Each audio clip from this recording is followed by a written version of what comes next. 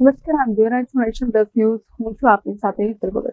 ડેસર તાલુકાના વાંકણનેડા ગામે જાગૃત નાગરિક દ્વારા ગ્રામ પંચાયત ઓફિસમાં મેન્ટેનન્સના નામે ભ્રષ્ટાચાર થયો હોવાનો આક્ષેપ કરવામાં આવ્યો છે. ડેસર તાલુકાના વાંકણનેડા ગામે જાગૃત નાગરિક દ્વારા ગ્રામ પંચાયત ઓફિસમાં મેન્ટેનન્સના નામે ભ્રષ્ટાચાર થયો હોવાનો આક્ષેપ કરવામાં આવ્યો છે, જેમાં પીવાનું પાણીની વ્યવસ્થા નથી, શૌચાલય પણ જર્જરિત હાલતમાં છે, વીજ વાયરો પણ ખુલ્લા જોવા મળ્યા છે તેવા આક્ષેપ જાગૃત નાગરિક દ્વારા કરવામાં આવે છે. તો ગ્રામ પંચાયતની ઓફિસમાં કોઈ પણ પ્રકારનું મેન્ટેનન્સ કામ નથી થયું તેવા પણ આક્ષેપ કરાયા છે. તો ઈ ગ્રામ સ્વરાજ કરીને સરકારની એપ્લિકેશન છે, તેમાં માહિતી મળી હતી કે 2021 થી 2025 સુધી 4 વર્ષમાં 4 લાખનો ભ્રષ્ટાચાર થયો હોવાનો જાગૃત નાગરિક દ્વારા આક્ષેપ કરવામાં આવ્યો છે.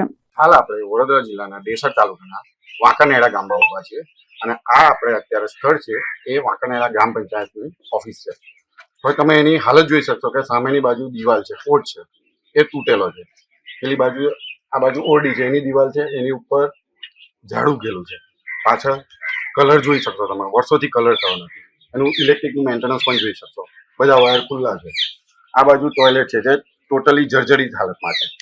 હવે મુદ્દાનો એ વસ્તુ એ છે કે ઈ ગ્રામ સ્વરાજ કરીને આપણી ગુજરાત ગવર્મેન્ટની એપ્લિકેશન એના ઉપરથી અમે માહિતી મેળવી છે કે 2025માં અમારી ગ્રામ પંચાયત દ્વારા એમાં સિરિયલ કોડ આપેલો છે, જોઈ શકશો તમે. સિરિયલ કોડ નંબર 14 છે અને એક્ટિવિટી કોડ પણ બતાવે છે અને એમાં એક્ટિવિટી લખેલી છે કે મેન્ટેનન્સ એન્ડ અપગ્રેડેશન ઓફ ગ્રામ પંચાયત અને એનો ખર્ચો બતાવે છે 50,000 રૂપિયા. એ જ રીતે સિરિયલ નંબર 15 આ જોઈ શકશો તમે.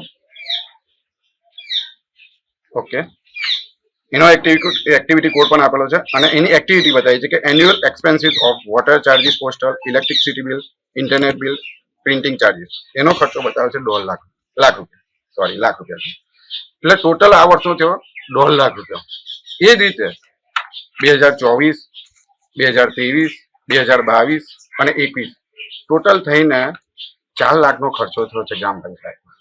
પણ તમે જોઈ શકશો કે આમાંથી કોઈ પણ વસ્તુ અહીંયા વપરાશ થયો છે કે જે માહિતી અમને આપી છે એક્ટિવિટીની, કે આમાં બતાવ્યું છે કે વોટર ચાર્જીસ, પોસ્ટલ, પણ આમાં ઓફિસમાં પાણીનું કનેક્શન જ નથી. તો પછી આ વોટર ચાર્જીસને કઈ રીતે તમે લખો છો? ટૂંકમાં આ જે 4 વર્ષમાં 4 લાખની ગ્રાન્ટ આવી છે એ ટોટલી ભ્રષ્ટાચાર જ થયો છે. એટલે અમારે એના વિશે માહિતી મેળવી છે. અમારા સરપંચે એક જ પ્રશ્ન છે કે તમે જે આ ખર્ચો ઉપરથી ગ્રામ પંચાયતમાં આવે છે એ તમે ક્યાં વાપરો છો?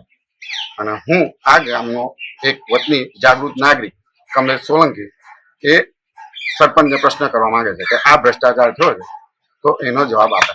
Bureau report Nation Plus News Savli. સમાચારોનો સતત અપડેટ મેળવવા માટે અમારી નેશન પ્લસ ન્યૂઝની યુટ્યુબ ચેનલને સબસ્ક્રાઇબ કરો, બેલ આઇકન દબાવો અને જોડાયેલા રહો ફેસબુક, ઇન્સ્ટાગ્રામ અને ટ્વિટર પર.